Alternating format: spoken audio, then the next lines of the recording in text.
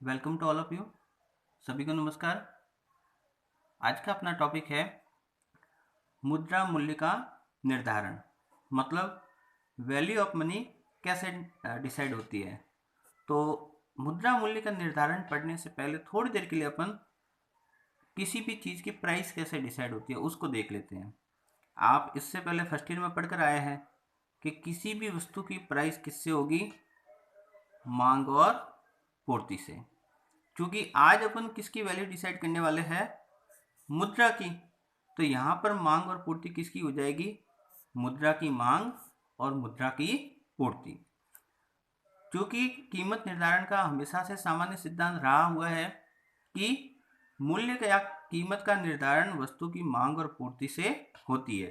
तो यही सिद्धांत यहाँ पर भी एप्लीकेबल होता है। तो मुद्रा का मूल्य किससे निर्धारित होगा, मुद्रा की मांग और मुद्रा की पूर्ति से।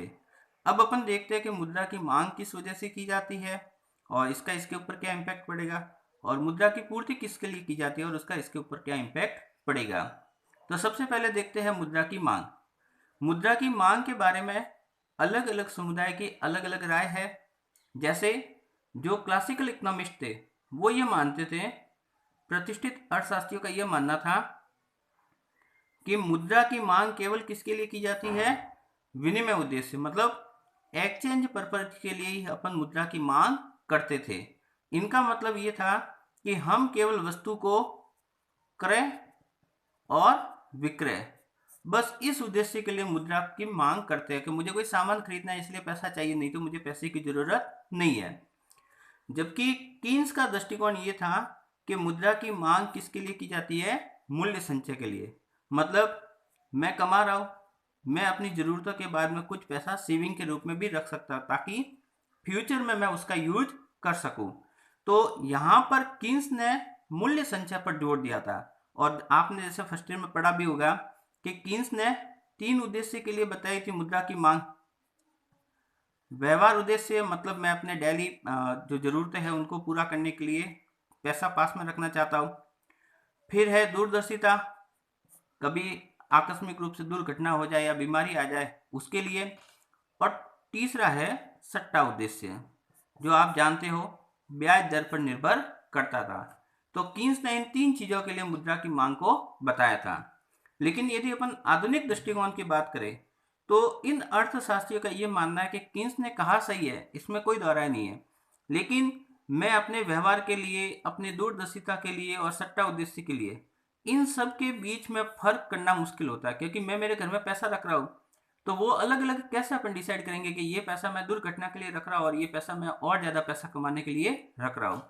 तो आधुनिक अर्थशास्त्रियों का मानना है कि भाई मुद्रा जो है वो इन सब का फलन होती है, मतलब फंक्शन होती है। किनका, मुद्रा, आय, ब्याज और संपत्ति का। तो इन आधुनिक अर्थशास्त्रियों ने इन तीनों को कंबाइंड ले लिया कि मुद्रा की मांग आप आय के लिए भी करोगे, ब्याज के लिए भी करोगे और संपत्ति के लिए भी करेंगे।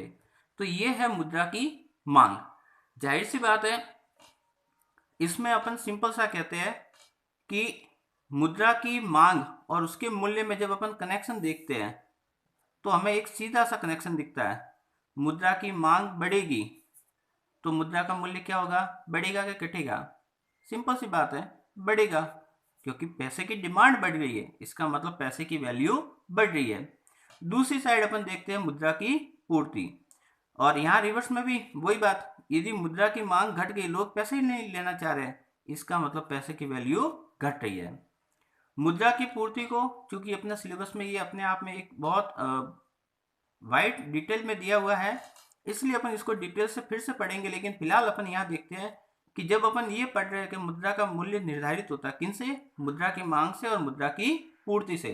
तो मुद्रा की पूर्ति में क्या आता है, ये आज का टाइम पीरियड है। जैसे आज का दिन मान लीजिए, और आज के दिन अपने एज ए ट्रांजेक्शन में जितनी भी मुद्रा चल रही है, जितना भी मुद्रा एज ए ट्रांजेक्शन में चल रहा है, वो सब का सब स्टॉक क्या कहलाएगा, मुद्रा की पूर्ति। हालांकि मुद्रा की पूर्ति को अपन विशेष अलग रूप से एक अलग वीडियो में और पढ़ेंगे। तो फिलहाल अपन इतना ही देखते हैं कि मुद्रा की पूर्ति मतलब एक निश्चित समय पर अर्थव्यवस्था में जितना भी सर्कुलेशन में पैसा चल रहा है उसका स्टॉक क्या कहलाता है? मुद्रा की पूर्ति। और आप जानते हैं मुद्रा की पूर्ति और उसके मूल्य में कैसा संबंध होगा? विपरीत। इसका मतलब मुद्रा की पूर्ति ज्यादा हुई तो मुद्रा का मूल्य कैसा होगा? कम, क्योंकि सबकी जेब में पैसा तो पैसे की वैल्यू क्या रहेगी, इसलिए इसका इसके साथ विपरीत संबंध होता है। जबकि यदि सब लोग पैसा मांग रहे हैं तो उसकी वैल्यू बढ़ जाएगी, इसका इसके साथ पॉजिटिव रिलेशन होता है।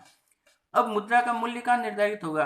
तो एक सामान्य सा नियम जो हर इकोनॉमिक्स का बच्चा जानता है, जहां पर D इक्वल टू एस होगा वहीं पर मुद्रा का मूल्य क्या होगा? निर्धारित। तो मुद्रा का मूल्य कहाँ डिसाइड होगा? जहां मुद्रा की मांग मुद्रा की पूर्ति के बराबर होगी। और यह अर्थशास्त्र का शाश्वत नियम है कि जिस बिंदु पर मांग और पूर्ति समान होती है उसी बिंदु पर किसी भी चीज का इक्विलिब्रियम पॉइंट या संतुलन बिंदु होता है। तो इस प्रकार मुद्रा का मूल्य का निर्धारण कहाँ होगा? जहां मुद्रा की मांग और मुद्रा की पूर्ति कैसी होगी? बराबर। Thank you.